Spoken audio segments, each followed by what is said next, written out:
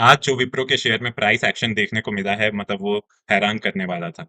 एक तरफ जहां शेयर का दाम बढ़ रहा था वहीं पर विप्रो के कॉल और फ्यूचर्स के दाम काफी गिर रहे थे। जो भी स्ट्रैटेजी हमने पिछले दिन डिस्कस की थी धरी की धरी रह गई। तो इसीलिए आज नया स्ट्रैटेजी के साथ काम करना पड़ा। आज की वीडियो में उसका डिस्कशन करेंगे। आपको बता दूं कि आज मैंने विप्रो के अपने सारे शेयर्स बेच दिए और इनफैक्ट फ्यूचर्स मैंने जून मंथ के बाय किए हैं। तो करंट डेट के स्टेटस के मुताबिक मैं बायबैक में पार्टिसिपेट नहीं कर रहा हूँ, मैं बाहर हूँ इस प्रोसेस से। तो क्या ऐसा हुआ है, क्या सिनेरियोज़ बन रहा है कि मैंने अपने विप्रो के शेयर्स बेचे हैं और फ्यूचर्स शॉर्ट करने के बजाय बाय क्यों किया है? बहुत सारे लोग मेरे को पीछे वीडियो में पूछ रहे थे, कमेंट कर रहे थे कि क्या फ्यूचर शॉर्ट करें क्या? नहीं, मतलब बिल्कुल भी अभी उसका सिनेरियो नहीं बन रहा है। तो आइए डिस्कस करते हैं आज सब कुछ को और ये वीडियो बहुत इंपॉर्टेंट होने वाला है। आज मैंने अपने विप्रो के सारे शेयर्स बेच दिए हैं ₹208 पर और मैंने जून के फ्यूचर्स बाय किए हैं ₹180 पर। क्या लॉजिक है इसके पीछे? तो सबसे पहले कि फ्यूचर्स जून के ₹180 पे चल रहे थे। मान लो कि बायबैक में आप पार्टिसिपेट करो और एक्सेप्टेंस रेशियो 35% रहे। आपके पास 1000 शेयर्स है, अज़्यूम करो और बाय प्राइस ₹200 है। तो केस 1 आज के डेट में आप शेयर्स बेच दो। तो आज के डेट में आप शेयर्स बेच दोगे तो 1000 शेयर पे हर शेयर पे ₹8 बनता, ₹208 में आप बेचते तो प्रॉफिट हो जाता ₹8000 का, ठीक है? मान लो केस 2 आप बायबैक में पार्टिसिपेट करने गए। शेयर्स एक्सेप्ट होंगे आपके 350, 35% एक्सेप्टेंस रेशियो, अनएक्सेप्टेड रह गए 650। तो प्रॉफिट आपका एक्सेप्टेड शेयर्स पे हो जा रहा है ₹17,500, 350 मल्टीप्लाई बाई आपका ₹50। ब्रेक इवन प्राइस आ रहा है ₹173 जहाँ पर कोई प्रॉफिट एंड लॉस नहीं होगा। अगर ये अनएक्सेप्टेड शेयर्स गिर गए ₹173 तक तो आप ब्रेक इवन पे आ जाओगे। अब मान लो विप्रो फॉल कर गया रिकॉर्ड डेट के बाद और 185 पे आ गया। तो लॉस ऑन अनएक्सेप्टेड शेयर्स हो जाएगा ₹9,750 185 अ 185 पे आ गया मतलब ₹15 का लॉस पर शेयर और 650 शेयर्स आपके पास है। तो 9,750 का आपको लॉस हो गया। तो अभी तो फ्यूचर्स 180 पे चल रहे हैं जून के। हम तो यहाँ पे थोड़ा आपके फ़ेवर में लेके चल रहे हैं डेटा कि 185 तक ही गिरेगा। तो उसपे भी आपका नेट प्रॉफ़िट जो है वो 7,750 का ही बन रहा है। ये लंबा बायबैक प्रोसेस में पार्टिसिपेट करके भी आपका प्रॉफ़िट जो है आज के डेट में जो शेयर्स बेच के आपको प्रॉफ़िट हो सकता था उससे कम है। तो ये है चीज़। तो आप जो है ज़्यादा अर्न कर सकते हैं by selling shares today itself.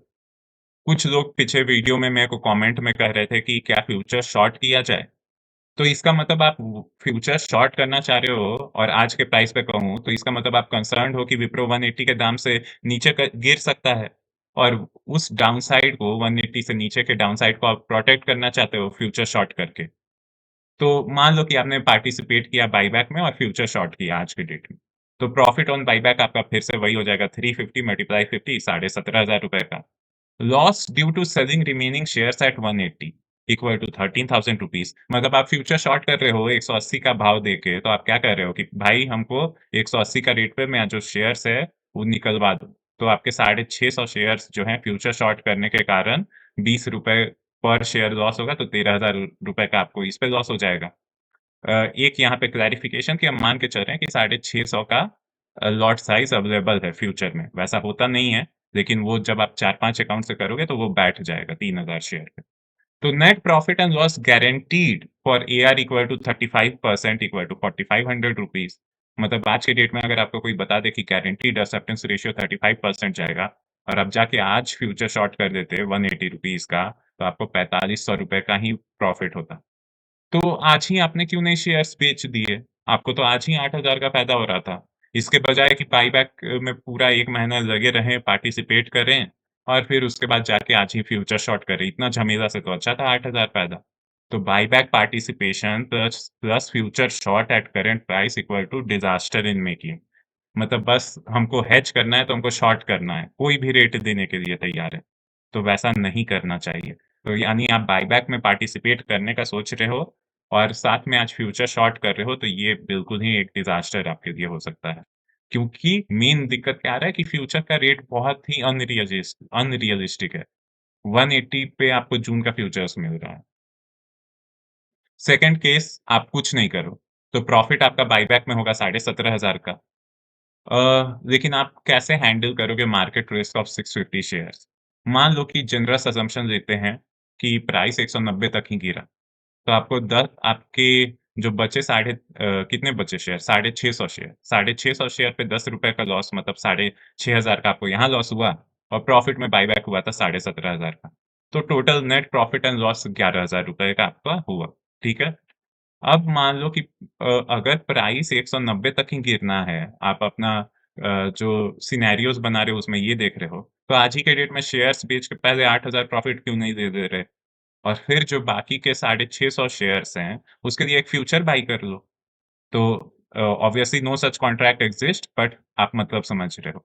650 shares के फ्यूचर बाय करोगे तो उससे अगर 190 तक ही दाम आया, तो आपको 6,500 का फ़ायदा होगा और ₹8,000 आपको आज शेयर्स बेच के फ़ायदा हुआ। तो 8,000 प्लस 6,500 ये आपका ग्रेटर दैन ₹11,000 है, ये 14,500 हुआ और आप यहाँ पे ग्रेटली बेनिफिट किए। शेयर्स जब हम बेचते हैं तभी हम फ्यूचर्स को बाय करने का सोच सकते हैं, ऐसा क्यों? क्योंकि अगर मान लो आप फ्यूचर्स बाय कर रहे हो और शेयर्स जब आप शेयर्स बाय करते हो तो आप सोचते हो कि ऊपर जाएगा तो प्रॉफ़िट होगा। जब फ्यूचर्स भी आप बाय करते हो तो आप सोचते हो कि ऊपर जाएगा तो प्रॉफ़िट होगा। तो दोनों को-रिलेटेड ट्रेड हो जाता है और आप ऐसा सिनेरियो नहीं चाहते हो कि शेयर में तेज़ गिरावट आए और ये दोनों कॉन्ट्रैक्ट भी और आपका शेयर दोनों फ्रंट पे आपको लॉस मिले। तो इसीलिए पहले शेयर्स में प्रॉफ़िट ले लेने का और फिर उसके बाद फ्यूचर बाय करने का सोचने का। तब ये अनकोरिलेटेड ट्रेड ट्रेड हो जाता है जो बेटर रिस्क रिवॉर्ड ऑफ़र करता है।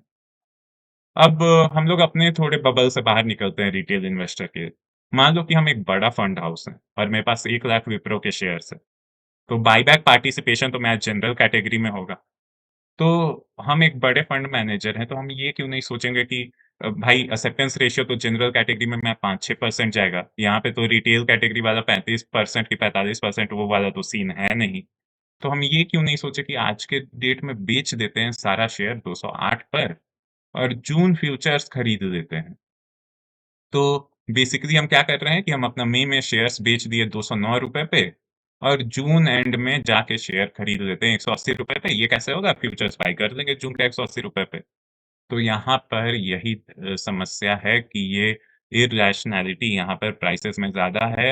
Something must give in. ये जो स्प्रेड है आपका फ्यूचर्स और जो करंट प्राइस है ₹28 का स्प्रेड है और इसे नॉर्मलाइज़ होना होगा। तो इसी कारण से selling shares now plus buying future does need serious consideration और यही वजह है कि आज मैंने भी यही किया कि मैंने अपने शेयर्स बेच के प्रॉफ़िट लिया और फ्यूचर साथ में 180 का जून का बाय कर दिया। तो मोरल ऑफ द स्टोरी क्या है? Prices are irrational specially futures जो हैं जून के due to supply and demand और एक इन्फॉर्मेशन कि आज मैंने सारे अपने शेयर्स विप्रो के बेच दिए और 3 लॉट जून फ्यूचर्स का ₹180 पे दे दिया। Conclusion: Don't think of selling futures at this price. A gap of ₹28 under any circumstance is huge. आप जब फ्यूचर्स को शॉर्ट कर रहे हो तो आपको लग रहा है आप हेज कर रहे हो, नहीं, आप अपने प्रॉफिट्स को मिनिमाइज़ कर रहे हो करंट प्राइस पे। और दूसरा, keeping shares and participating in buyback appears to be less attractive as price goes up and future mispricing remains. तो ये है 2 सिनेरियोज़ आपके। तो बेसिकली मैंने अपनी तरफ से पूरा कोशिश किया है कि जितने सही ढंग से समझा सकूँ।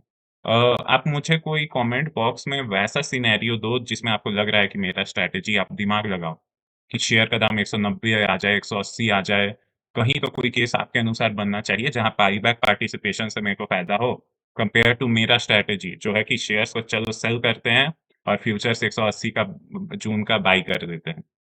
प्राइस अगर वहीं का वहीं रह गया, तभी भी मेरा फ्यूचर्स में पैसा बन गया। प्राइस अगर 180 तक भी गिर गया, तभी मेरा buyback participation plus future short से भी ज़्यादा पैसा बन रहा है और बायबैक पार्टिसिपेशन से भी ज़्यादा पैसा बन रहा है। तो हर सिनेरियो जो मैंने एनालाइज़ किया, जो भी रियलिस्टिक सिनेरियोज़ बन रहे हैं, उसमें selling shares today at 208 and buying futures of June at 180 पे ज़्यादा पैसा बन रहा है। आप कमेंट करके नहीं तो मुझे गलत प्रूफ करें। और आपका जो स्ट्रैटेजी है उसे भी कमेंट बॉक्स में मेंशन करें ताकि हम इस पर डिस्कस कर सकें। विप्रो का बायबैक इम्पोर्टेंट होने वाला है सबके लिए, अच्छा खासा पैसा सबका लगा है और उम्मीद है कि हम लोग सब अच्छा पैसा बना के निकलें। तो कमेंट करें जो भी आपको इश्यूज़ आ रहा है या आपको लग रहा है कि ये स्ट्रैटेजी इससे बेटर वर्क करेगा, तो उसे कमेंट करें। Thank you for watching.